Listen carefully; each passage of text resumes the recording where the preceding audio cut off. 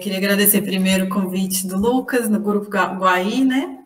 Já tem um tempo que a gente está planejando esse espaço, já recebi o convite faz um tempinho, né? Mas aí, data, trabalho de campo, também me impediu de fazer antes, e agora finalmente a gente está conseguindo fazer. Estou feliz de estar aqui, poder falar desse tema que eu gosto tanto de falar, né? E agradecer a presença de todo mundo que está aqui na sala. E assim, o que eu vou falar hoje, né? Eu vou apresentar um pouquinho de uma perspectiva de conservação que eu acredito, né? E que eu trabalho com ela.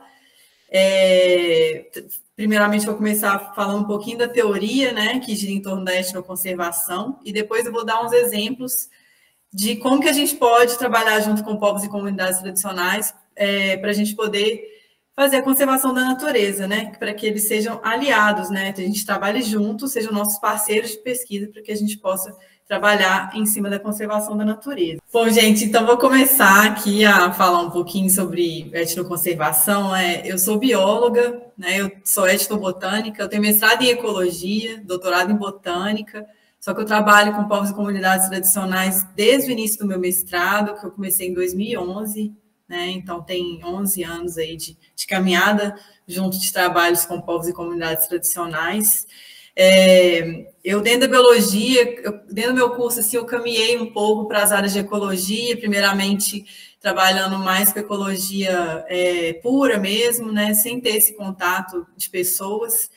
E depois eu fui sentindo falta do componente humano nas minhas pesquisas, nos meus trabalhos, e foi isso que me fez trabalhar, né, em busca de trabalhar com povos e comunidades tradicionais, porque eu acho que eles são essenciais para a conservação da natureza, né?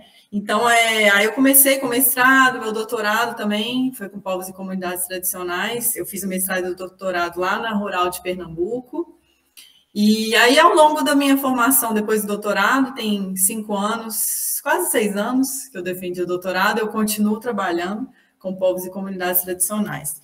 E hoje eu estou fazendo pós-doutorado aqui na Universidade Federal dos Vales do Jequitinhonha e Mucuri, aqui em Diamantina, e também vou falar um pouquinho do meu trabalho mais no final, né? Então, vamos lá, né? Vou falar aqui para vocês o que foi que eu preparei para a gente poder conversar hoje à noite, né, nesse bate-papo. Eu vou trazer, então, um pouquinho do cenário ambiental no Brasil, primeiro, né? Esses dados recentes do INPE mostram que o Brasil tem sofrido uma grande devastação ambiental, né? Que não é de hoje, a gente sabe que já é um cenário antigo, né? Mas nos últimos anos, o desmatamento na Amazônia aumentou. Em um ano, né, de julho de 2019 até agosto de 2020, cresceu 34,5%. No Cerrado, esse desmatamento também ele vai só aumentando, né? Nesse mesmo ano, ele aumentou 32%, e na Caatinga ela já perdeu 45% da sua cobertura original, né? E sem contar os outros biomas, né, que a gente tem aqui no Brasil também, que tem essa situação de desmatamento, né, diminuição, então, uma situação bem difícil, complicada e triste também para a natureza, né? Mas quem é que está causando todo esse desmatamento, né? Por que está acontecendo tudo isso? Então, a gente tem o aumento do desmatamento, que está levando a um cenário de extinção de espécies, né? E também a gente tem o cenário de mudanças climáticas, né? O desmatamento ele emite gases de efeito estufa para a atmosfera, e isso aí tem contribuído bastante com as mudanças climáticas. Tudo isso é causado principalmente pelas sociedades industriais, né? São as sociedades industriais, as grandes empresas, que têm contribuído bastante para esse cenário de desmatamento que a gente tem no Brasil. Então, as áreas têm sido intensamente desmatadas por causa do agronegócio, as mineradoras também têm desmatado as áreas, muitos incêndios florestais têm acontecido, né? Então, a gente tem esse cenário mesmo causado pelas grandes empresas, né, por essa sociedade capitalista que a gente vive nela. E por que as pessoas elas destroem tanta natureza, né? Por que a gente não tem uma relação mais amigável, o ser humano da atualidade, por que ela não tem essa relação amigável com a natureza? Eu vou trazer um pouquinho do histórico, né, de como que a natureza foi sendo vista pelas sociedades humanas ao longo dos anos, né, dos milhares de anos atrás. Para vocês verem como que as pessoas sempre viram a natureza dissociada das pessoas, né? Então, assim, a natureza e as pessoas, elas têm que estar separadas. Essa visão, ela não é recente, ela é antiga. E a gente já começa trazendo isso desde a época do conto épico mais antigo do mundo, que é a epopeia de Gilgamesh. Esse conto, ele narra a luta entre a civilização e a floresta, e existe escrito nesse conto, né, que a floresta, ela é fonte de todo mal e brutalidade. Na Idade Média, ainda a gente também tinha esse cenário de separação do ser humano e da natureza, em que o mundo era ordenado pelo homem civilizado, cercado por um mundo natural caótico, povoado por selvagens, por feiticeiros e bruxas. Esse quadro aqui já ilustra, né, esse mundo caótico, as guerras e tudo mais, e os selvagens, as pessoas que viviam na natureza, elas sempre foram vistas como inimigas, né, da sociedade da Idade Média. Então, elas eram queimadas, elas eram condenadas, elas não podiam existir, né? A feitiçaria, a magia, ela não era admitida nessa época. E o filósofo René Descartes, né, no século XVII, escreve que o homem é o único ser dotado de razão e de meio de dominar o mundo natural. Para vocês verem como que a visão ela é de dominação, de superioridade, né? O ser humano está sempre acima da natureza. Vindo um pouquinho mais agora recente, né, em 1964, a gente está falando bem da história antiga, mas trazendo um pouco para cá, em 1964, foi assinado nos Estados Unidos o Ato Selvagem, Wilderness Act. E nesse ato estava escrito que esse mundo selvagem é um mundo em que o próprio homem é um visitante e ele não permanece. Então, a gente já continua trazendo essa visão de separação do ser humano e da natureza, né? Não podia, as duas coisas elas não podiam estar juntas. O ser humano não permanece na natureza. Então, a gente tem essa visão de que toda relação entre sociedade e natureza ela é destruidora do mundo selvagem. E aí a gente vai gerando uma relação muito difícil, né? Entre o ser humano e a natureza que a gente traz para hoje, né? Ela existe até hoje. Então, vocês veem que o histórico ela já existia dessa forma, né? E hoje em dia a gente também pode ver esse tipo de relação acontecendo. Em 1872 foi criado, né, o primeiro Parque Nacional do mundo, a primeira unidade de conservação do mundo, que foi o Parque Nacional de Yellowstone. Existe até hoje, né, nos Estados Unidos. E essa unidade de conservação é uma unidade de conservação fechada. Nessa época, as unidades de conservação elas foram criadas para proporcionar um local de descanso, onde as pessoas podiam fugir do estresse da vida urbana, podiam descansar, né, olhar, ter essa vista cênica da natureza, e aí a gente descansa do estresse do dia a dia, né? E só depois é que vieram os esforços de conservação. Só que quando o Yellowstone foi criado, nessa época, né, em 1872, haviam povos indígenas ali na região. Então, foi um momento de muito conflito também, porque a unidade de conservação ela foi criada, né, então existia uma cerca que separava a floresta, né, a natureza, e as pessoas todas que existiam ali dentro, elas tinham que ser retiradas, porque a gente já vinha trazendo essa imagem, essa noção de que o ser humano e a natureza, eles não podem ficar juntos, que é o ser humano que vai destruir a natureza, né? E os indígenas, então, eles deveriam ser retirados. Nessa época, a gente teve um grande conflito ambiental lá na região de Yellowstone, que os índios Crow, Blackfeet e o Shoshone, eles foram expulsos das suas terras. Centenas de indígenas foram mortos, foram violentados, porque não admitia-se a presença desses indígenas dentro dessa unidade de conservação, né? E aí, gente, esse modelo de unidade de conservação, que foi criado nos Estados Unidos, né? Ele começou a ser ampliada ali para os países do norte, outros países ali também, ele começou a se espalhar para os países do sul também, né? E é um modelo que foi importado. Esse modelo é um modelo de uma unidade de conservação de proteção integral, em que todas as formas de sociedade devem estar fora das áreas protegidas. Eu vou falar um pouquinho dessas categorias também de unidade de conservação. E aí, no Brasil, quando que foi criada essa primeira unidade de conservação de proteção integral? Foi o Parque do Itatiaia, em 1937. Ele fica na região do Rio de Janeiro, divisa com Minas Gerais, e um pouco pega parte ali, um pouquinho de São Paulo. É o primeiro parque que a gente tem aqui no Brasil, a primeira unidade de conservação aqui no Brasil, e é um parque nacional, que é uma unidade de conservação fechada, de proteção integral, em que também as pessoas não podem estar ali dentro, né? Não admite a presença de pessoas dentro desse tipo de unidade de conservação. E quais são os modelos de unidade de conservação que a gente tem vigentes aqui no Brasil atualmente, né? Esses modelos, eles vieram no ano de 2000, com o Sistema Nacional de Unidades de Conservação, o SNUC. Então, a gente tem uma lei em 2000, né? A lei do SNUC, que foi que criou esses modelos de unidade de conservação que estão vigentes no Brasil. E a gente tem dois tipos de unidade de conservação, né, de modelos. Tem o modelo de proteção integral, em que a gente pode fazer pesquisa, a gente pode passear, né, fazer uma trilha, curtir uma cachoeira, a gente pode ver a natureza, né?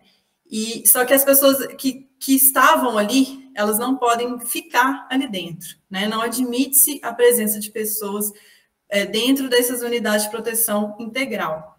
E tem as unidades de conservação, que são que é essa categoria de uso sustentável. Essas unidades de conservação, ela admite a presença de pessoas ali dentro, desde que esteja de acordo com o plano de manejo da unidade de conservação. E aí a gente tem os tipos, né, dentro de cada categoria. Então, as unidades de conservação de proteção integral são os parques nacionais e estaduais, que a gente vê muito por aí, as estações ecológicas, as rebios, que são as reservas biológicas, os monumentos naturais e os refúgios da vida silvestre. E a categoria de uso sustentável são categorias que, como eu falei, admite a presença de pessoas, né? As pessoas podem utilizar os recursos, desde que esteja dentro do plano de manejo. São a Floresta Nacional, as reservas extrativistas, as RESECs, né? Que tem muito na região amazônica, as áreas de proteção ambiental, as reservas de patrimônio natural, as reservas de desenvolvimento sustentável, a RDS, e a área de relevante interesse ecológico, né? Então, essas são as unidades de conservação em que admite-se a presença de seres humanos, além de você também poder passear, ver a natureza, né? Enfim, fazer trilhas, esses programas ecológicos também existem dentro dessas unidades de conservação de uso sustentável. Esse mapa de 2017, ele foi o mais recente, assim, o melhor mapa que eu consegui trazer para vocês hoje, foi desse ano. Foi difícil achar um mapa bom, assim, para mostrar como que é, né, o panorama, assim, de unidade de conservação dentro do Brasil, né? Então, a gente tem as federais, as estaduais e as municipais, e elas ocupam, né, em 2017, pelo menos, elas ocupavam 18% do Brasil. Então, a gente percebe aqui na região norte uma quantidade grande, né, de áreas de unidade de conservação. No sul, um pouco menos também. A gente percebe aqui no sudeste tem um pouquinho mais também. Só que aqui esse mapa ele não consegue diferenciar qual que é de uso sustentável e qual que é de proteção integral, né? São unidades de conservação de uso de cunho federal, estadual e municipal. E aí, o que foi acontecendo, gente? Essa unidade, esse modelo de unidade de conservação que veio dos países do norte, foi importado do norte aqui para os países da América Latina, né, para os países do sul, foi trazendo esse modelo fechado, só que a gente tem uma realidade diferente aqui no Brasil, né? No Brasil, a gente tem uma situação tanto econômica quanto uma situação social diferente dos países do norte.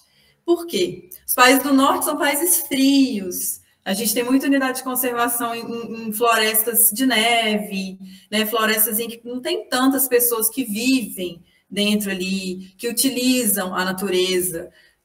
Às vezes são reservas que realmente as pessoas não estão lá, elas não conseguem viver lá, muito frio, né? Não tem tanto recurso, não utiliza esses recursos para a sua sobrevivência. Só que no Brasil, a gente não é assim, né? A gente tem aqui muita floresta e muita gente que vive dentro da floresta. Então, grande parte das áreas de floresta aqui do nosso território, aqui do nosso país, ela é habitada por povos e comunidades tradicionais.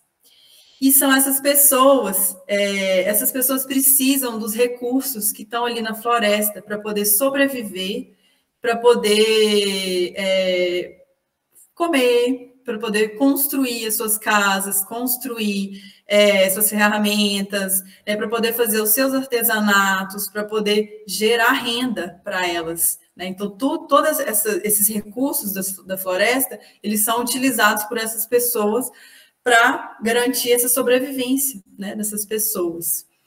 E, para isso, eles precisam de manter esses recursos vivos, né? Eles não vão ficar tirando os recursos para poder acabar com esses recursos, porque a continuidade desses recursos é que é a garantia de sobrevivência dessas pessoas. Elas precisam usar, mas elas precisam conservar e manter esse recurso, né, para que elas continuem sempre utilizando. Então, a gente tem essa contradição, um modelo de unidade de conservação importado para cá, onde a situação ela é bem diferente, né, de onde que esses modelos foram criados, assim.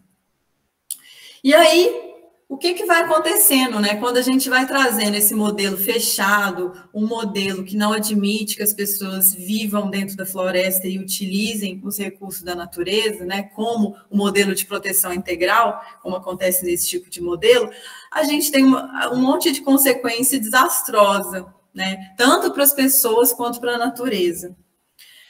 A criação desses parques de proteção integral tem feito com que as pessoas saiam dos seus territórios tradicionais. Nesse sentido, né, nesse contexto, os modos de vida dessas pessoas são perdidos, elas deixam de realizar as atividades que elas faziam para a sua sobrevivência, e elas são incapazes de desenvolver um manejo sustentável, porque elas simplesmente viviam ali naquele... Há séculos, né, as famílias viviam, gerações e gerações vivendo ali nas florestas, usando as florestas para sua sobrevivência, e de repente elas têm que sair daquilo ali, elas são despejadas, elas têm que sair dali para poder sobreviver de uma outra forma. E aí a gente tem os conflitos de terra, né, que são muitos aqui no Brasil, a gente tem as migrações para a cidade, as pessoas, então, elas têm que sair da floresta para poder ir para a cidade, para sobreviver de uma outra forma que não seja da dependência da floresta, né? O que eu estou falando aqui não realmente acontece, né? Existem vários exemplos, assim, eu vou trazer 2 exemplos que foram de trabalho, assim, que a gente fez, grupos, né, de pesquisa do qual eu participei e participo, mas existem inúmeros conflitos socioambientais aqui no Brasil que são relacionados a essa exclusão das pessoas de seus territórios originais por causa, né, da criação de unidades de conservação que não admitem a presença dessas pessoas dentro desses parques, né? Então, aí também vocês devem estar se perguntando assim, né? Mas será mesmo que as populações tradicionais elas são responsáveis pela conservação da natureza? Né? Por que eu estou falando tanto e defendendo tantas pessoas, os povos e comunidades tradicionais? Né? O que é que existe de dado que mostra que essas pessoas elas são importantes para o manejo sustentável e para a conservação da natureza há milênios? Então, eu vou trazer um pouquinho de evidências, né, que mostram que as pessoas estão na natureza há muitos anos e têm contribuído para a conservação desses locais. Primeira coisa que eu queria trabalhar também de conceito assim em relação a isso, né, é a questão de floresta virgem, que dentro da biologia, da ecologia, esse conceito ele é muito utilizado, né, aquelas florestas intocadas, as florestas que aqui nunca entrou ninguém, é uma floresta virgem, ninguém nunca esteve aqui. né? E elas realmente existem, será? Né? Até uma questão para vocês refletirem, quem sabe a gente pode debater no final também essa questão de floresta virgem. Bom, existem estudos que mostram que as florestas elas têm sido criadas, cultivadas e elas têm sido mantidas através das práticas de manejo dos povos e comunidades tradicionais. E estudos mostram que a alta diversidade biológica que tem nessas florestas, ela é um produto dessas práticas de manejo, né? Então, o que a gente tem de evidência que mostra que isso é verdade? Existem estudos na Amazônia que mostram que espécies domesticadas, né, espécies que foram selecionadas por comunidades, por povos e comunidades tradicionais há anos, né, pelas suas características vantajosas, espécies alimentícias, úteis para essas pessoas, elas apareceram em uma frequência 5 vezes maior em inventários florestais na Amazônia do que as espécies que não foram domesticadas. Então, as espécies úteis, elas estão mais frequentes nesses inventários na Amazônia. Da mesma forma, os estudos que foram feitos na Amazônia e têm sido feitos lá na Amazônia, né, existem grupos de pesquisa que têm estudado, né, esse assunto lá na região, mostra que espécies domesticadas, que essas espécies úteis, elas apresentaram uma maior riqueza e uma maior abundância também perto de sítios arqueológicos e de rios que são navegáveis, né? Mostrando ali que dentro desses locais onde as pessoas habitavam, existe também uma grande diversidade biológica, né? Que é produto dessa domesticação, dessa seleção de espécies e de qualidades, né? De características de espécies que são úteis para essas pessoas. Eu estou colocando aqui as referências também desses estudos. No final, se vocês quiserem, também vou colocar meu e-mail e eu posso mandar essas referências para quem quiser, né, ver esses estudos também. Bom, outras evidências também do mesmo grupo de pesquisa da Amazônia, né, essas pessoas que têm pesquisado lá, mostram que espécies dominantes em florestas maduras da América Central e da América do Sul, elas são espécies úteis que as sociedades humanas do passado protegeram. Então, a gente vê isso, né, lá nessa região de floresta, espécies que estão dominando essas florestas, ou seja, espécies que existem em grande abundância, elas são espécies que as sociedades humanas do passado protegeram e fizeram com que elas estivessem nesses locais. E que tipo de evidência a gente tem para sustentar esse achado, né, esse resultado? Muitas espécies dominantes, elas são usadas por povos indígenas e comunidades tradicionais atuais. Então, essas espécies que as pessoas do passado protegeram, elas são utilizadas hoje por pessoas que estão lá nessas áreas atualmente. E aí, existe também uma evidência na Amazônia que o pessoal tem também se debruçado para estudar cada vez mais, que é a terra preta de índio. Não sei se vocês já ouviram falar da terra preta de índio. Né? Eu já. Já aqui falando da terra preta de índio, que ela é uma evidência de que sociedades no passado viveram nesses locais e a terra preta de índio é um solo extremamente fértil que é encontrado na Amazônia, que tem restos de cerâmica, muito carvão, que mostra que pessoas ali utilizavam também a agricultura de corte-queima, e que ela é escura mesmo, né? E elas têm sido encontradas próximos a sítios arqueológicos e em lugares que tem muitas espécies na Amazônia que são úteis, né? Essas espécies que são usadas por pessoas. Então, esses locais que têm sido encontrada a terra preta de índio. Aqui mesmo, né, tem uma foto da terra preta de índio, do perfil de solo, mostrando como que ela é bem escura, pela presença de restos de cerâmica, né, e de muito carvão. Aqui um resto de cerâmica na foto do Rodrigo Correia, né, um resto grande de cerâmica que foi encontrado na terra preta de índio, na Amazônia. E essa foto de baixo também é uma roça lá na Amazônia, e aí a pessoa da foto está mostrando essa terra bem escura, bem fértil, que tem também pedaços de cerâmica, né? Muito caco. Os pesquisadores da Amazônia, eles relatam que encontram, é bem comum, né, de você andar e ver muito caco. Eu já tive até essa experiência de passar lá no Pará, né, na floresta de Tapajós, Floresta Nacional de Tapajós, e olhar para o chão e, de verdade, você vê os cacos de cerâmica, assim, no chão, né? Esse mapa aqui que eu vou mostrar, do Clement, num trabalho publicado por ele, né, e colaboradores, em 2015, mostra essa linha amarela que vocês estão vendo aqui, com esses pontinhos pretos, é o local onde tem muito solo antropogênico, que é a Terra Preta de Índio. Esses pontos pretos são os sítios arqueológicos que já foram registrados na Amazônia por meio desses estudos, desse grupo de pesquisa do INPA. Né? Então, você percebe que próximos aos sítios, sempre onde que tem o sítio arqueológico, né, a gente vai ter essa linha amarela, que são os solos antropogênicos. E aí, ó, meio que no desenho do solo antropogênico, a gente vê também que são os maiores centros de diversidade de espécies úteis, né, espécies que são plantadas, muitas espécies de palmeiras que as pessoas utilizam, né, os povos indígenas da Amazônia utilizam para sua sobrevivência, outras espécies também que são utilizadas na alimentação, elas estão próximas a esses lugares com esses solos antropogênicos e próximos aos sítios arqueológicos lá na Amazônia. Eu vou trazer também essa referência aqui para vocês. Quem quiser se aprofundar mais nesse tema, essa foi a primeira leitura que eu tive, esse primeiro contato com esse tema foi do Antônio Carlos Diegues, esse livro, né, que é o Mito Moderno da Natureza Intocada.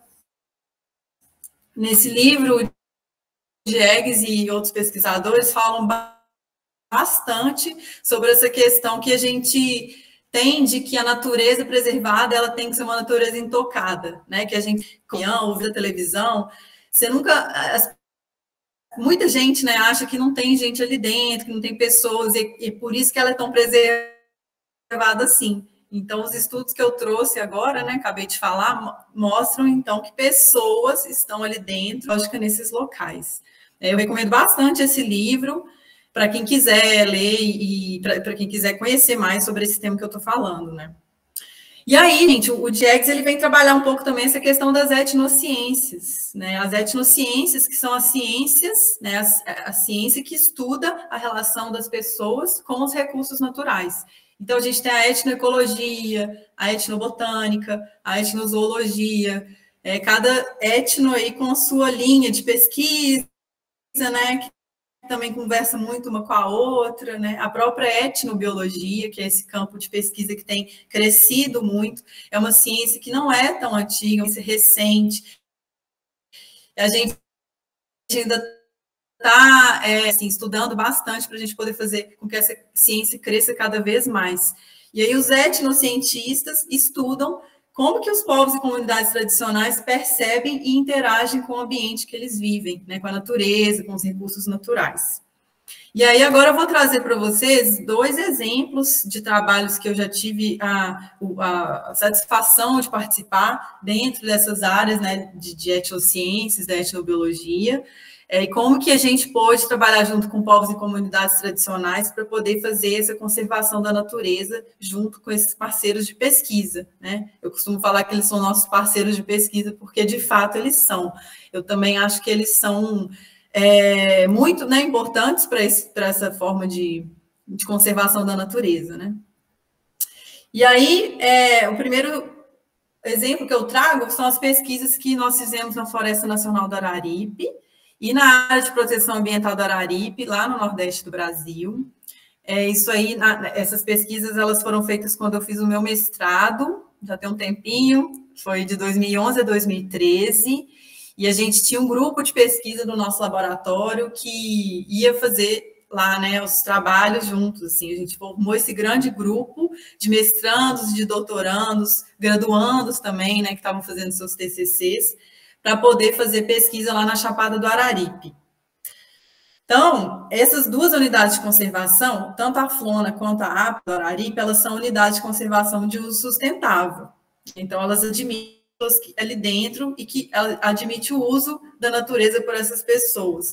Mas elas estavam precisando aprimorar o plano de manejo, né? A Flona já tinha um plano de manejo na época que a gente foi lá trabalhar, mas as nossas pesquisas contribuíram para esse plano de manejo, porque a gente trabalhou justamente com espécies que são utilizadas por esses povos e comunidades que vivem ali no entorno da Flona.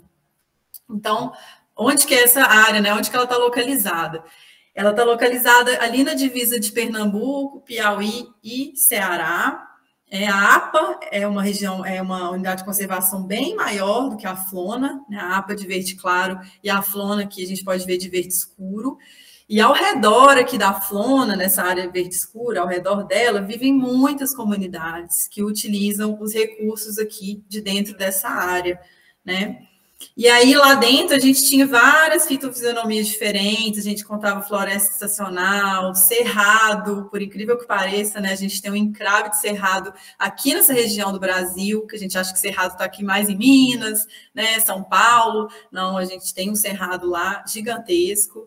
A gente tem caatinga, o carrasco, né? Então, são várias formas de vegetação que tem ali, que as pessoas utilizam essas plantas para a sua sobrevivência, né? Plantas e animais também. E aí, a gente, juntamente com o nosso comitê de orientação, né, que estava orientando as nossas pesquisas, a gente estava indo para lá para poder acessar o conhecimento das pessoas que usam esses recursos, para a gente poder contribuir para esse plano de manejo, para a conservação desses recursos também, dessa região. Então, a gente fez esse estudo por meio de entrevistas, a gente ia até a casa das pessoas, acessava o conhecimento, né, conversando sempre com a autorização delas, né, a gente tem que passar um termo de consentimento quando a gente vai fazer entrevista. A gente também usou métodos participativos de pesquisa, que é quando a gente reúne as pessoas ali da comunidade, né, as pessoas que a gente quer trabalhar, que usam os recursos, para a gente poder entender como que essas pessoas veem as mudanças nesse recurso. A gente pode fazer mapa com elas, né, pode fazer gráficos, tem diversos métodos participativos que a gente pode utilizar nas pesquisas na etnobiologia, né, nas etnociências. A gente também fez estudos no mato, né, estudos demográficos, a gente estava acompanhando o crescimento de algumas plantas para poder entender como que essas plantas sobrevivem em diferentes locais ali da Flona, fazia as turnês guiadas com as pessoas das comunidades e aí as pessoas mostravam para a gente quais plantas que elas utilizavam, né, ajudavam a gente a identificar essas plantas, e aí a gente fazia esses estudos para poder fazer um grande compilado, né, de informação ali para a região. Também fizemos coletas de solos, experimentos de germinação, a gente pegou sementes do banco de sementes do solo e colocou para germinar, para poder entender como que essas espécies estavam crescendo, se propagando ali na região. Né? Então, teve muita coisa que a gente fez ali.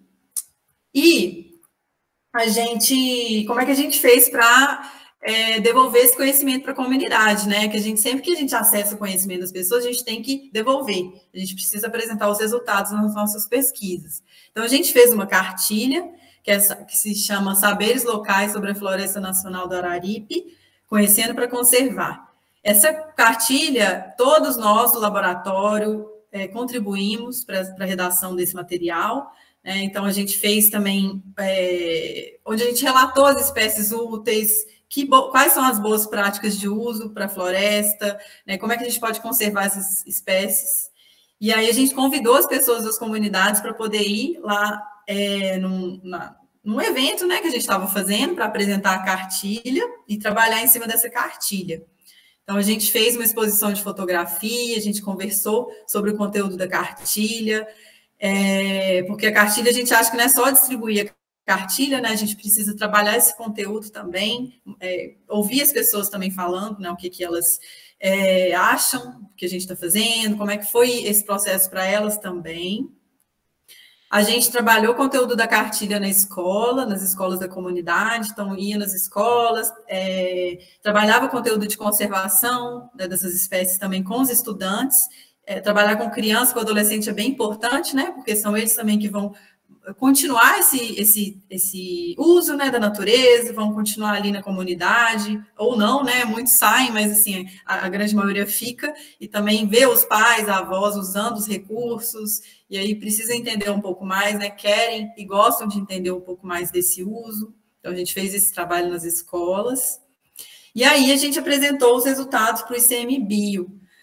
Foi um dia de um evento inteiro, onde todos nós, pesquisadores e pesquisadoras, entregamos um exemplar das nossas dissertações, das nossas teses, para o ICMBio, e a gente apresentou o que a gente achou, né? A gente ouviu do ICMBio como que essa contribuição estava sendo vista por eles, a gente também falou como que a gente acha que a gente poderia contribuir para que as pessoas continuassem a usar esses recursos lá, continuassem a viver da floresta, né? Então, foi muito importante isso ali para a região, né? Foi um trabalho que eu lembro com muito carinho também, porque além de tudo que a gente fez ali junto com as pessoas, né? Foi um trabalho importante para a gente enquanto pesquisador, assim, né? De trabalhar junto, que era um ajudando o outro, um coletando dados para o outro, sabe? Assim, foi uma lembrança muito boa que eu tenho dessa época lá da Chapada do Araripe. Então, esse é o primeiro exemplo que eu queria trazer, né? De como que a gente pode fazer as nossas pesquisas junto com as pessoas e direcionar isso para a conservação da natureza. E agora eu vou trazer um pouquinho da realidade que eu vivo aqui na Serra do Espinhaço. Eu moro aqui em Diamantina, né? Estou aqui entre BH e Diamantina, aqui fazendo meu pós-doutorado. E eu, aqui na região da Serra do Espinhaço, é uma região que tem muitos conflitos com as unidades de conservação, inúmeros conflitos. A gente tem aqui uma grande quantidade de comunidades que são conhecidas como, estão dentro, né, da categoria de povos e comunidades tradicionais, porque elas são apanhadores de flores sempre vivas. Essas flores, elas são flores nativas aqui do Cerrado, nativas aqui da região da Serra do Espinhaço, e essas pessoas coletam essas flores para poder gerar renda para elas. Muitas comunidades têm a apanha de flor como a principal fonte de renda para elas. Então, há milênios elas vêm coletando, indo para a serra para poder coletar as flores, elas secam as flores e elas vendem, né, nos mercados. Aqui é uma região muito turística, então as flores sempre vivas, elas são muito procuradas aqui na região. Além disso, além da apanha da flor, elas têm, as comunidades aqui da região, né, da Serra do Espinhaço, elas têm um modo de vida muito peculiar, porque elas também desenvolveram esse sistema que, junto com a coleta de flores, elas têm a jardinagem agroflorestal, elas têm o pastoreio de gado, que é um gado crioulo, né, que é o gado curraleiro, que elas fazem a solta do gado na serra, e elas têm o cultivo de roça. Então, funciona mais ou menos assim. Na metade do ano em que a gente tem a seca, né, que não chove tanto, tem muita flor na serra. Então, as pessoas sobem a serra, elas apanham as flores, muitas comunidades, muitas pessoas ficam na serra direto, tem rancho na serra, passa lá muitos dias coletando as flores. Elas levam o gado lá para cima da serra, o gado fica pastejando, né, ali na serra, e quando começa a chover, já não é a época das flores, né? Então, quando começa a chover, elas descem de volta para as casas e plantam a roça.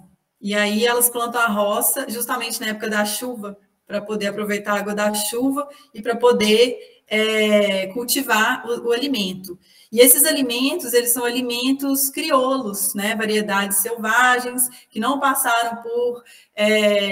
não são híbridas, né? Elas não são transgênicas, elas são sementes que são conservadas há milênios ali, elas são trocadas entre as comunidades, né? Trocadas por pessoas de outras regiões, para poder fazer essa subsistência das pessoas, né? A segurança alimentar das comunidades aqui da Serra.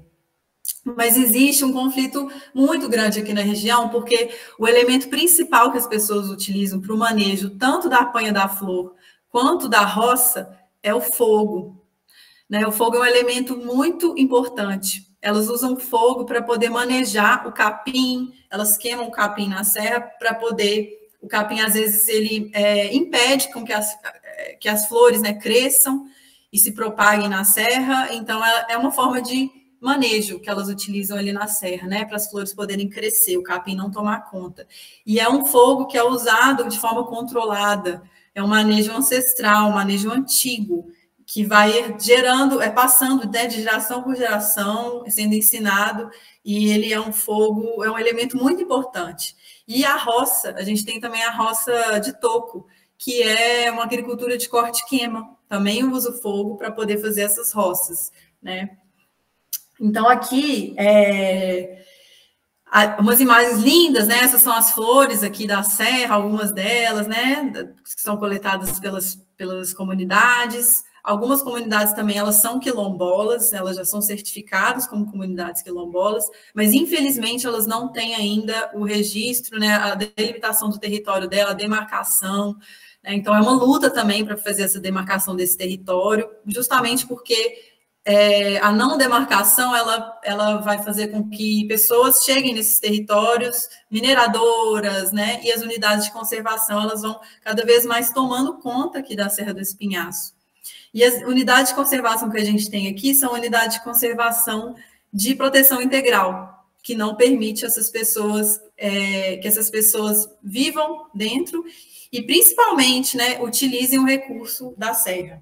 Então, esses conflitos têm sido gerados justamente pela proibição dos seus modos de vida ancestral. As pessoas estão começando a deixar, começando não, né?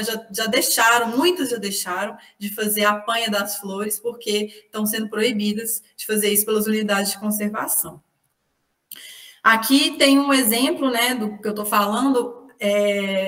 Aqui em verde em cima é o Parque Estadual do Rio Preto, e esse pontilhado preto, que esse tracejado preto, é o território da Mata dos Crioulos, que é uma comunidade quilombola aqui da região. E vocês podem perceber que o Parque Rio Preto, ele foi criado em cima do território da Mata dos Crioulos. Então, a comunidade já existia ali há muitos e muitos anos, e esse parque foi criado e foi chegando em cima do território da Mata dos Crioulos. Esse rachurado vermelho aqui é uma proposta de ampliação do Parque Estadual do Pico de Itambé, que também é uma unidade de conservação de proteção integral, que está fazendo divisa com o território quilombola, mas se for ampliado em algum momento, né, se isso acontecer, ele vai entrar para dentro do território quilombola. Isso é muito complicado, porque aí as pessoas estão cada vez mais sendo encurraladas por esses parques, né, por essas unidades de conservação. Aqui, até onde eu sei, não tem unidade de conservação de uso sustentável, todas elas são de proteção integral. E aí as pessoas têm ficado à mercê, né, dessas unidades de conservação, não estão podendo mais desenvolver seus modos de vida.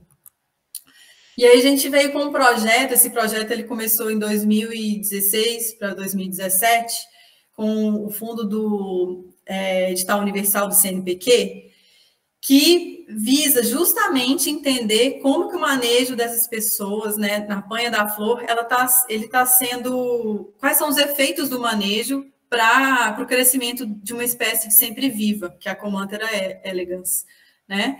Então, o que foi que aconteceu? Nos anos 2017, 2018 e 2019, foram feitas coletas aqui na Serra, dentro de tratamentos diferentes. Então, assim, a gente fez parcela, a gente colocou parcela em lugar que as pessoas queimam, em lugar que as pessoas não queimam, em lugar que as pessoas coletam a flor, em lugar que tem a flor, mas que ela não é coletada, para a gente poder fazer uma comparação, né? Entender como que esses diferentes efeitos, assim, o efeito da coleta, o efeito do fogo, né? Como que eles estão, quais são as consequências desses efeitos para o crescimento dessa espécie. Hoje tem um aluno, né, de doutorado que eu estou orientando, que é o Tiago, ele vai analisar esses dados, a gente vai fazer usar um modelo matemático para poder gerar, né, esse resultado, para a gente poder entender qual que é a melhor forma, né, qual que é o melhor lugar para o crescimento dessas flores. E a nossa hipótese, a gente acredita de verdade que o melhor que o fogo, né, e que tanto a coleta quanto o fogo, elas estão sendo benéficas para o crescimento dessas flores. Por quê? Porque esse fogo é um manejo ancestral, né? A coleta ela tem sido feita há muito e muito tempo, a gente acredita que não é uma coleta que está danificando essas populações de flores, e esse estudo ele vem justamente para mostrar isso, né? A gente acredita que o nosso resultado vai ser esse, mas a gente ainda não fez, não rodou, né? A gente não tem como afirmar isso ainda. Então, só estou apresentando para vocês o que está sendo feito, né? Aqui, o pessoal quem coordenou esse projeto do edital universal do CNPq foi o Gustavo Soldati, da Universidade Federal de Juiz de Fora, ele que é orientador do Tiago, e eu estou orientando ele. né? E o Tiago está agora nesse processo de analisar e que o pessoal coletando, né? Porque foi muita flor, o tamanho da flor, né, gente? Pra vocês verem como que também é difícil fazer um trabalho desse, assim, né? Chegar nesses locais e poder avaliar essa coleta. E aí, em 2020, gente, esse sistema das apanhadoras e apanhadores de flores sempre vivas foi reconhecido como patrimônio agrícola mundial pela ONU, né, pela FAO. E esse reconhecimento ele foi muito importante, porque a FAO ela tem feito esse reconhecimento de sistemas agrícolas tradicionais ao redor do mundo todo, e esse é o primeiro sistema agrícola tradicional do Brasil, que é reconhecido como patrimônio agrícola mundial. Isso é uma conquista muito grande aqui para a região, porque tudo que é reconhecido como patrimônio agrícola, a gente acredita que ele vai ser mais protegido. Então, a gente acredita que esse reconhecimento ele vai ser muito benéfico para as comunidades, porque a gente acha que vai proteger mesmo esse patrimônio delas, né? Esse sistema agrícola que é tão importante para o modo de vida dessas pessoas. E o sistema, quando eu falo sistema agrícola, é tudo isso que eu falei para vocês, a coleta das flores, a jardinagem agroflorestal, a solta do gado e a roça de agricultura, que é a agricultura de corte e queima. E eu estou estudando agora no pós-doutorado justamente a agricultura de corte e queima tradicional, que é essa herança indígena, muito comum na Amazônia, é uma herança, as comunidades quilombolas fazem ela também. Aqui na região a gente chama ela de roça de toco, né? Eles conhecem como roça de toco, porque é uma agricultura que ela se movimenta, né? Eles desenvolvem a roça num local onde eles pegam a mata, eles derrubam e eles vão queimar a mata.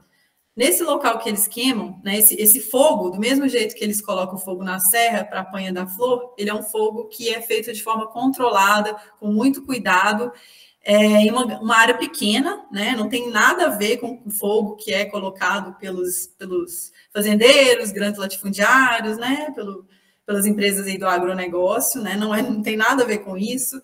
A gente chama de roça de toco, porque justamente os tocos das árvores eles vão ficar, e essas árvores elas vão crescer ali também, no meio da roça. O fogo ele vai incrementar a fertilidade do solo, a gente também está estudando isso, né? Fazendo coleta de solo, fazendo muita revisão de literatura para poder validar esse conhecimento. E aí eles cultivam entre 2 a 3 anos, depois que o solo ele cansa, que eles começam a ver que não está dando muita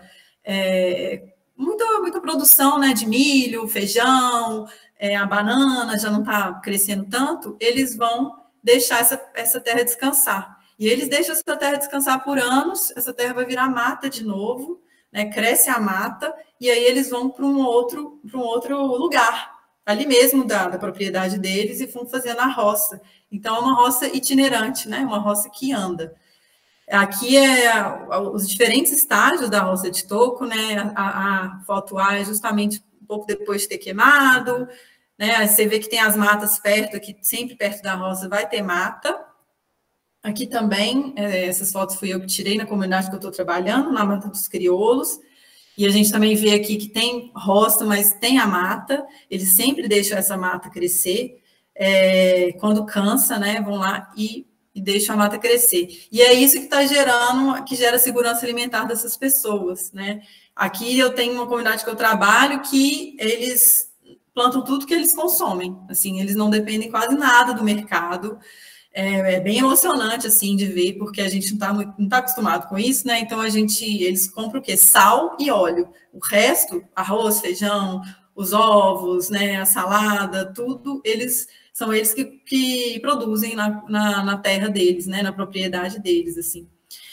E aí a gente vem trabalhando, né, nessa perspectiva de entender como que essas pessoas fazem o uso desses recursos e como que isso é utilizado para a conservação da natureza, como que isso é importante para a conservação da natureza. Né, a gente vê aqui um monte de espécie crioula, né, que não passou por mudanças genéticas, né, por manipulação genética de laboratório, a gente vê uma comida sem veneno, a gente vê a restauração de nascentes da região, que são restauradas justamente porque as pessoas conservam a biodiversidade ali na região. E a conservação, né, a gente vê com os guardiões de sementes também aqui da região. E tem sido uma experiência muito importante, né? Muito interessante poder fazer esse trabalho aqui na região, né? Da Serra do Espinhaço. E aí eu finalizo, gente, com eu falando um pouquinho dos desafios, né? Como que a gente pode trabalhar a conservação da natureza nessa perspectiva, né, da etnoconservação, que é justamente entender, né, como que as comunidades, qual que é o papel das comunidades, povos e comunidades tradicionais para a conservação da natureza, né? É isso que a ciência da etnoconservação quer entender. Então, quais são os desafios, né, que eu trago para vocês, assim? Eu acho que a gente precisa repensar as categorias de unidade de conservação vigentes, né? Não é que todas têm que ser de uso sustentável, mas eu acho que esse fato, né, de que acontece aqui na região, em várias outras regiões do Brasil, das unidades de conservação irem para os locais onde as pessoas utilizam há anos ali, né, seus modos de vida, é muito complicado, porque exclui as pessoas dos seus territórios. Essas pessoas, elas têm que estar mais presentes nesses modelos de conservação, sim, né? Então elas precisam ser incluídas, os PCTs, os povos e comunidades tradicionais, precisam ser incluídos nos acordos e nos planos de manejo de utilização dessas unidades de conservação, sim. Eles não podem ficar de fora, né? Precisam ser incluídos. E a gente precisa de cada vez mais de pesquisas que sejam voltadas para a conservação por meio do uso sustentável. A gente precisa que mais pesquisadores venham para essas regiões, procurem entender quais são as consequências desse manejo para a natureza, né, para a gente poder fazer acordos de conservação, né, acordos de boas práticas de manejo, para que a gente possa, então, cada vez mais conservar esses recursos para que as pessoas possam utilizar para a vida delas, né? Trabalhando também o manejo sustentável participativo, sempre com a inclusão dessas pessoas, sempre retornando também os resultados desses estudos para as pessoas. E aí a gente precisa dialogar com o poder público, né? Porque se não tem política pública em cima disso, as coisas não vão caminhar. Infelizmente, a pesquisa ela tem que dialogar com o poder público, sim. Então, como a gente fez lá no Chapada do Araripe, né? Pesquisa que a gente foi lá contribuir com o ICMBio, é importante que isso seja feito para que a gente tenha cada vez mais validação, né? Porque que a legislação ela seja também uma legislação benéfica para essas pessoas e também para a natureza, né? Que é o que a gente acredita, então. Então, eu finalizo aqui, agradeço muito a oportunidade de falar um pouquinho sobre as minhas pesquisas, né? Existem outras pesquisas, se eu pudesse, eu estaria falando aqui durante vários minutos ainda, porque tem outros exemplos de trabalhos que eu fiz com unidades de conservação, mas eu também acho que é legal, né, fazer um debate, e aí eu escolhi esses 2 exemplos para trazer para vocês, assim. Então é isso, muito obrigada mais uma vez, convite do Lucas, do Grupo Guaí todo, eu agradeço a presença de todo mundo que está aqui, e é isso, obrigada. Obrigado, Juliana, muito obrigada. Pessoal que quiser fazer pergunta, pode utilizar, né, o recurso, levantar a mãozinha aí, fazer a pergunta no chat que eu vou ler. Aí quem quiser começar, deixa eu ver aqui se eu aparecer alguém aqui na fila. Eu vou tirar a apresentação aqui. Tá, joia. Pode falar, Gleico. Oi, gente, boa noite. Juliana, parabéns, muito legal o seu trabalho, massa demais.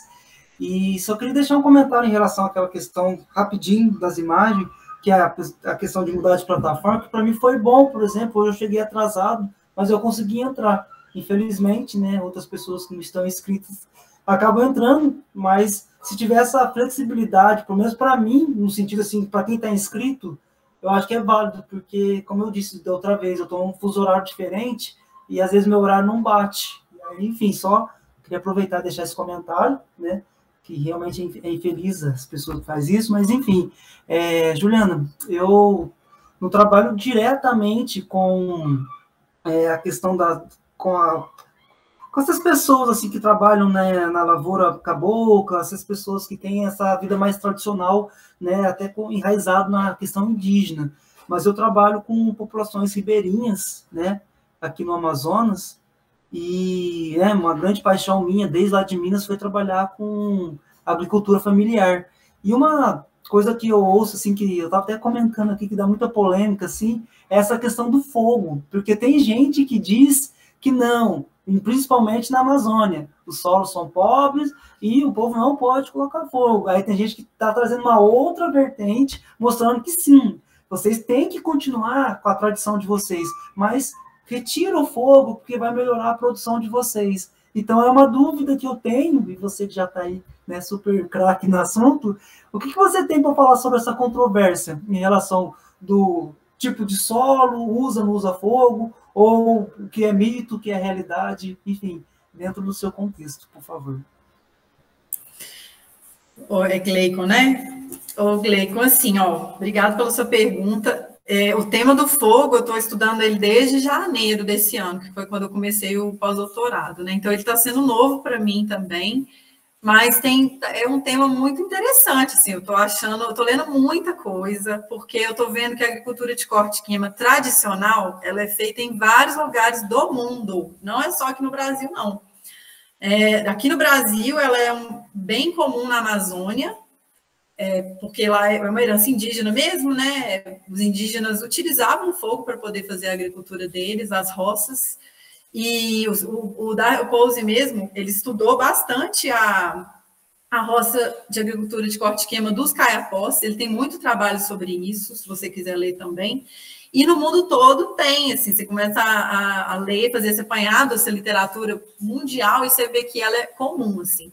E aí a gente tem que diferenciar as duas formas de agricultura. Não tem como a gente colocar no mesmo balaio, assim, né? Existe a agricultura tradicional, que tem esse uso do fogo controlado, né? Que faz esse uso, ele vem sendo transmitido de geração em geração. Então, o que eles fazem? Eles fazem o fogo no fim do dia, né? Não é uma hora que está mais quente, eles colocam acero, então eles cercam ao redor da área que vai ser queimada, né? Eles vão tirando a mata, colocando uma faixa de terra, para aquele fogo não alastrar para fora da área que eles querem que pegue fogo. Eles, enfim, tem todo um tipo de uso assim, de fogo tradicional. Existem comunidades no mundo que fazem rituais de uso do fogo. O fogo ele é tão importante para essas comunidades que é até ritualístico. Assim. O momento de queimar a roça, ela é um ritual. Assim. E aí, do outro lado, a gente tem a agricultura convencional, né? A agricultura que usa o fogo de uma forma totalmente criminosa, né, indiscriminada, que é o que a gente vê que o agronegócio está fazendo. Né? A gente vê milhões e milhões de hectares de terra sendo destruídos por um fogo totalmente criminoso e para plantar monocultura.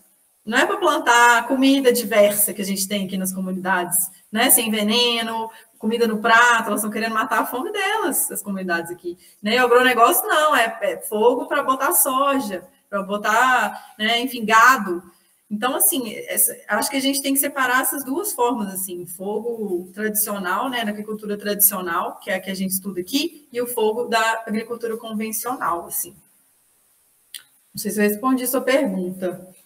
Não, sim, é mais ou menos essa questão, porque eu estive uma vez num encontro aqui de agroecologia, e o pessoal estava falando justamente dessa questão até do fogo tradicional, mas eu me questiono, sabe? Gente, se há milhares de anos essas populações vêm transmitindo isso, a floresta permaneceu. É agora que ela vai sumir? É agora que não vai produzir? Que eu acho assim, que antes as populações elas tinham mais espaço para ir trocando de área, e agora elas estão cada vez mais, né, reduzindo, assim, né, devido aos conflitos, né, com os grandes proprietários, justamente, que aí elas estão num raio menor, cada vez mais, né, e ficando acuada. Então, eu acho que talvez por isso que, de alguma forma, elas estão limitadas. Então, não dá aquele tempo exato, né, às vezes 10, 15, 20 anos, para dar aquela área. Enfim, aí tem gente que já está estudando, falando sobre isso, mas é um tema realmente muito novo, assim, que só aqui que eu fui ouvir falar que o tradicional não é uma técnica que vai funcionar sempre. Então, não, e é muito polêmico mesmo, assim, na verdade, os gestores das unidades de conservação, acho que a questão principal, assim, que faz com que eles não queiram a presença das comunidades nos lugares é o uso do fogo, né, que eles falam que o fogo não pode ser usado, sendo que aqui no Cerrado o fogo também, inúmeros estudos mostram que o fogo ele é essencial, assim, até para brotação, quebra de dormência de semente, né, floração de flores aí do Cerrado, enfim, vários processos do Cerrado eles são incentivados pelo fogo. Né? Então, assim, é um fogo também de origem natural, né? Não é o fogo criminoso. A gente tem que também separar esse tipo de fogo, assim. Uhum. Mas certinho, era isso mesmo, Juliana. Muito obrigado.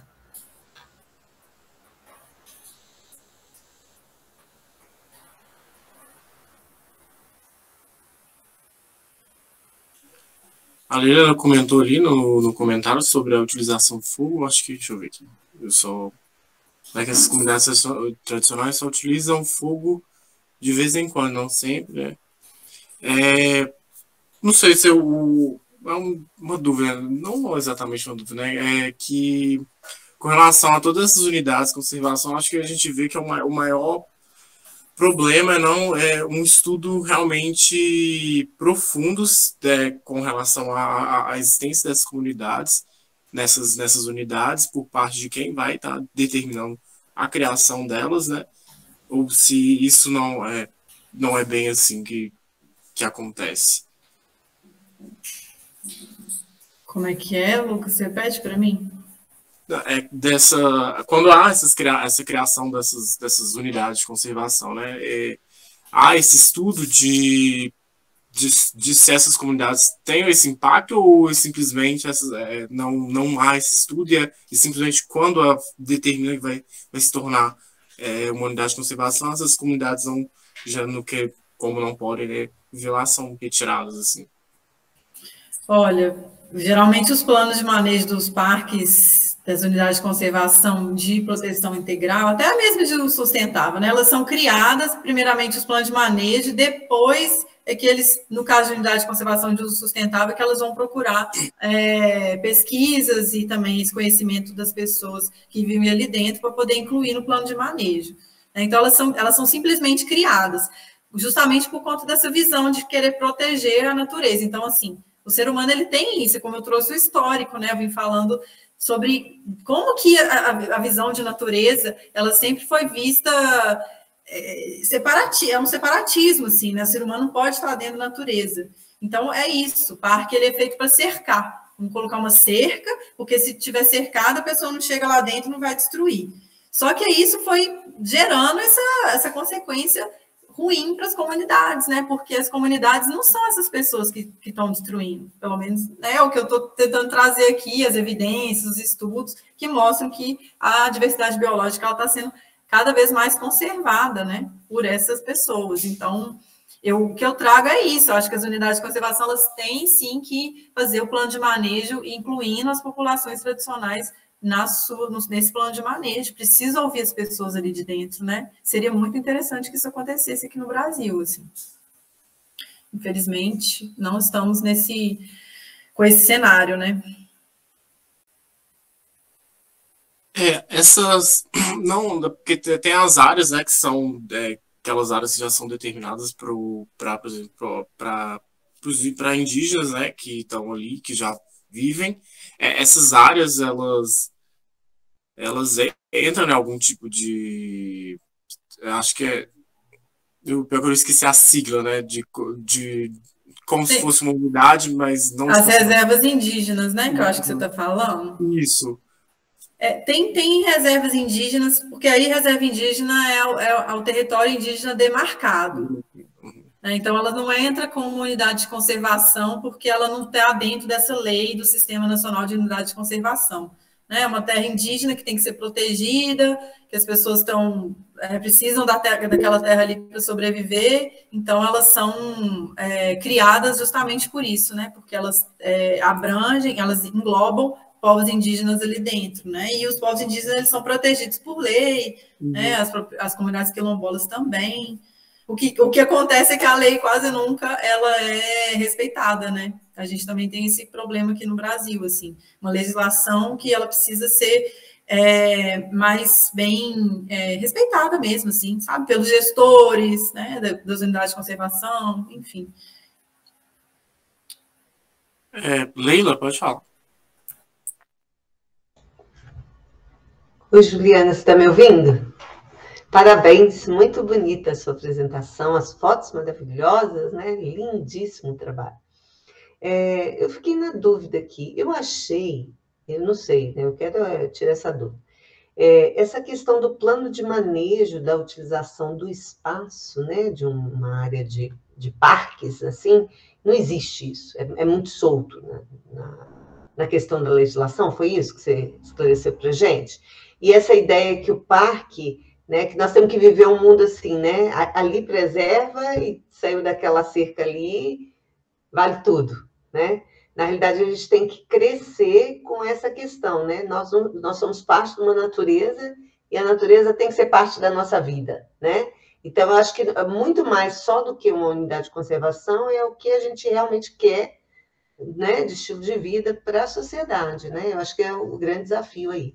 Então, eu quero saber de vocês sobre essa questão do plano de manejo, como é que funciona. Ô, Leila, obrigada, né, pelos elogios da apresentação. Tem algumas unidades de conservação que são criadas e não tem plano de manejo, né? Então, assim, muitas mesmo, elas são simplesmente estabelecidas e aí, anos e anos depois, o plano de manejo vai ser criado, ou nem é criado.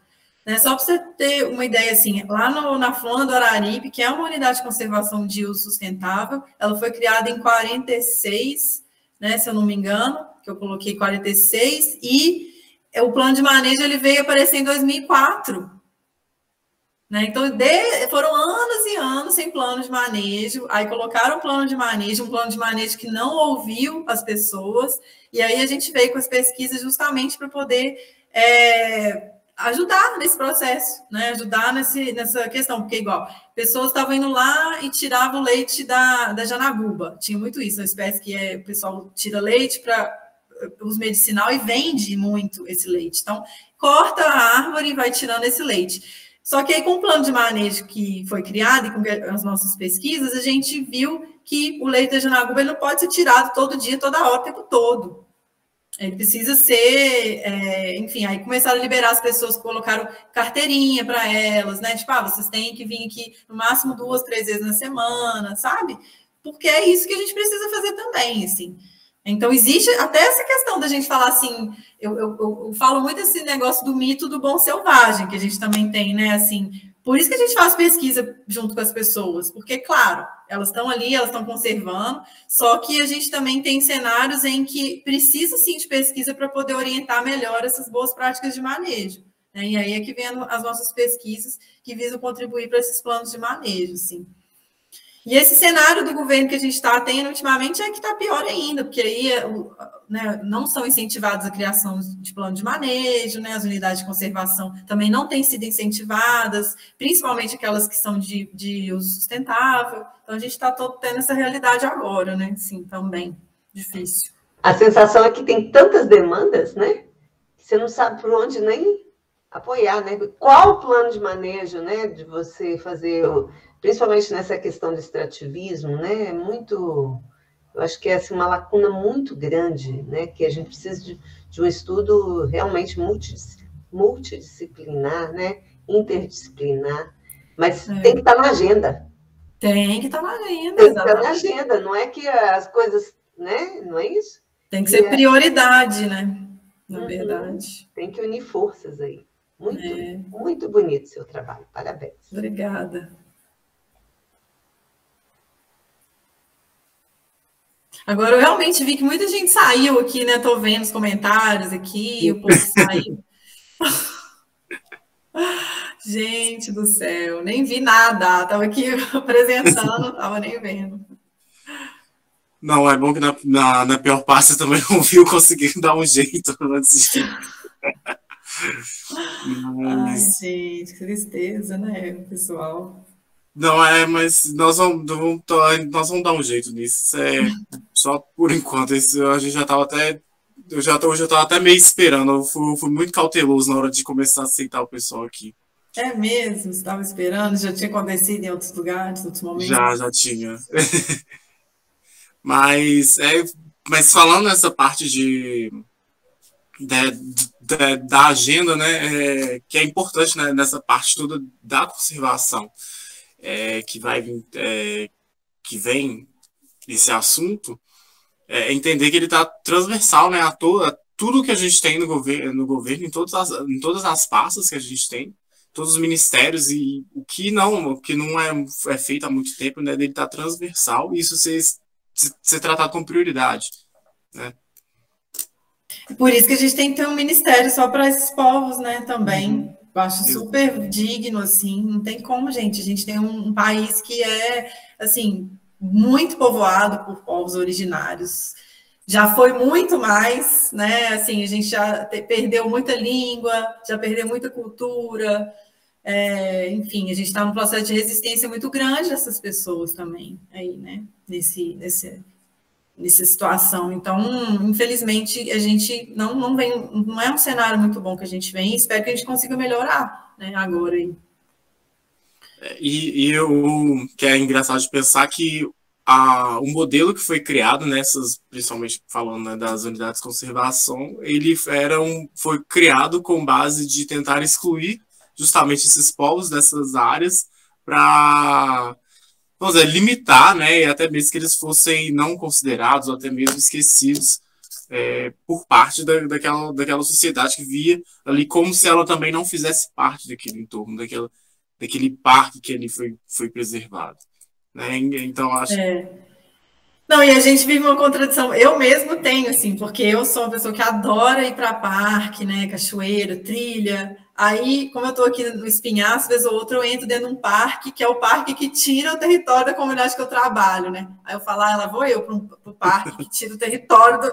Sabe, assim, você começa a entrar numa crise, assim, também. Tipo o Rio Preto, gente, o Rio Preto é maravilhoso, o Parque Estadual do Rio Preto é um parque lindo, maravilhoso, mas assim, tirou grande parte do território da comunidade que eu trabalho, comunidade quilombola, infelizmente, né? E assim, eu vou na comunidade, eu ouço as histórias antigas, as histórias não é de agora não, é de guarda-parque que invade, enfim, né? É complicado aqui o negócio também, não é fácil não. Então, vamos ver se a gente consegue também validar algumas questões, assim, né? Colocar, tipo, gente, o manejo deles, a gente provou, a gente coletou, fez modelo matemático, né? Modelo demográfico, para a gente poder provar que essa forma de manejo, ela está contribuindo para o crescimento da flor. Né? Espero que a gente consiga chegar nesse resultado. Juliana, quando eles são retirados, assim, se você tem notícia de algum desses parques foram transformados em um outro tipo de unidade e, por exemplo, essas comunidades puderam se realocar ou até mesmo mudaram a normativa que eles tinham para dentro dessas unidades? Ô, Lucas, aqui a gente não tem história de recategorização de parque, não. Pelo que eu sei, aqui todos os parques, eles sempre foram esses parques de proteção integral. Eles não têm a intenção de mudar para uma outra forma, né, sei lá, uma floresta nacional, uma Resex. Acho que não existe essa discussão aqui dentro. Pelo contrário, a discussão que existe aqui é de ampliação do território e do tamanho desses parques. De cada vez mais eles irem aumentando de tamanho, né? E aí, quando eles vão fazer essa proposta de aumentar o tamanho, não ouvem as pessoas, né? São feitas reuniões mais com gestores ali, prefeitura e tudo, né? Não tem... É rara as reuniões que incluem as comunidades dentro, para poder ouvi-las, né? E falar, porque elas, imagina, vão perdendo os territórios, né? Cada vez mais, assim. Uhum. Não, até... Aqui, vamos ver. Chegou uma pergunta aqui, só um minuto, deixa eu ver.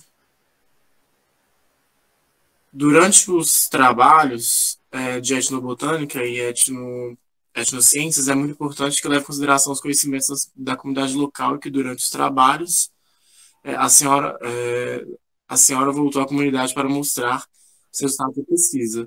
Segundo a sua experiência, como esse retorno enriqueceu o seu conhecimento quanto à comunidade? Fazer devolutiva, gente, é a coisa que eu mais gosto de fazer, assim. Eu sou totalmente apoiadora da devolutiva. Eu tenho uma experiência de devolutiva muito especial lá na Chapada do Araripe, além das que eu apresentei aqui, que foi a cartilha, né, conversar com eles, exposição de fotografia. Eu fiz um documentário sobre a minha pesquisa, porque a minha pesquisa de mestrado lá no Araripe foi com a palmeira babaçu, com os extrativistas do babaçu. E eu fiz um documentário, e esse documentário ele foi feito de forma participativa, que eu ouvi, assim, eu fiz uma primeira versão do filme, passei na comunidade, e aí depois, nesse dia, eu ouvi as sugestões, os comentários deles, o que eles acharam, né, o que eles queriam que fosse feito a mais. A gente fez uma segunda versão do filme, passou e distribuiu o DVD, né, na época a gente estava dando... Boa noite. Boa noite. A gente estava distribuindo DVD para as pessoas, né, que eu entrevistei e tudo mais. Aí, isso foi tão importante, porque quando eu passei o filme, eles falaram assim, Juliana, eu não sabia que o trabalho que eu fazia era tão bonito. Eu nunca vou esquecer, assim, essa fala, né? Tipo, eles falam, nossa, mas o que a gente faz é tão importante, assim, é tão bonito, a gente não sabia. Né? Então, eles ficaram, assim, felizes, assim, tipo, gente, que legal ver o que a gente está fazendo, sabe? E acharam muito interessante o trabalho que a gente fez de forma participativa mesmo, assim, de ter trabalhado nas escolas, sabe? De ter feito isso com os adolescentes. Então, assim, para mim, a devolutiva ela tem que ser, assim, prioridade e tanto, né, é tão importante para as pessoas quanto para a gente como pesquisador que trabalha com as etnociências, assim. Muito obrigado pela sua contribuição, tá? Esperamos que eu que agradeço. As sementes plantadas aí, elas possam germinar em boa terra. Como o grupo aí fala, né? Semente boa, aquela semente que germina. Isso aí. Eu que agradeço o convite, Leila, Lucas. Muito bom. Tá, a Leila quem falou de você foi a Maria das Graças, já tinha falado. Então, eu já sabia do grupo de vocês, assim, fiquei bem feliz, assim, com o convite.